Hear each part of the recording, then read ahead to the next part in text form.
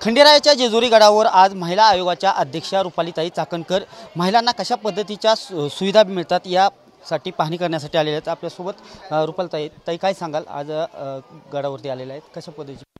गेल्या अनेक दिवसापासून माझ्याकडे महिलांच्या तक्रारी आलेल्या आहेत। यामध्ये इथल्या स्वच्छतागृहांचा विषय असेल, त्याचबरोबर खऱ्या अर्थानं नवीन नवरी किंवा नवरदेव या ठिकाणी आल्यानंतर गडावर चढण्यापासून उतरेपर्यंत ज्या पद्धतीची एक लूट चालू असते त्याच्या संदर्भात तक्रारी आलेत।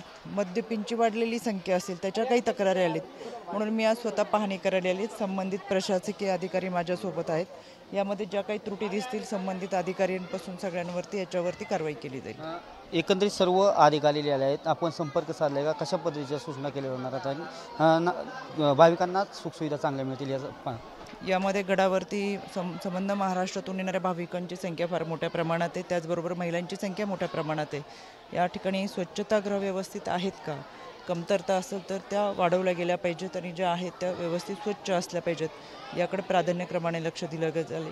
त्याचबरोबर मद्यपी असतील किंवा जी येणाऱ्या नागरिकांची लूट होतीये, मग ते देणगीच्या माध्यमातून असेल किंवा इतर कोणत्या गोष्टीच्या माध्यमातून असेल, याला पायबंद घातले जातील।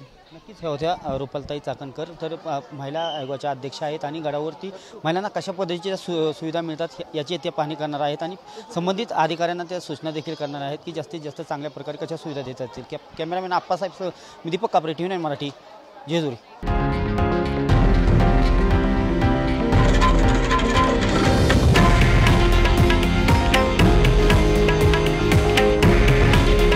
हे आहे देशातील नंबर 1 न्यूज नेटवर्क आणि आपण पाहत आहात TV9 मराठी। काळजी तुमची, हित महाराष्ट्राचं।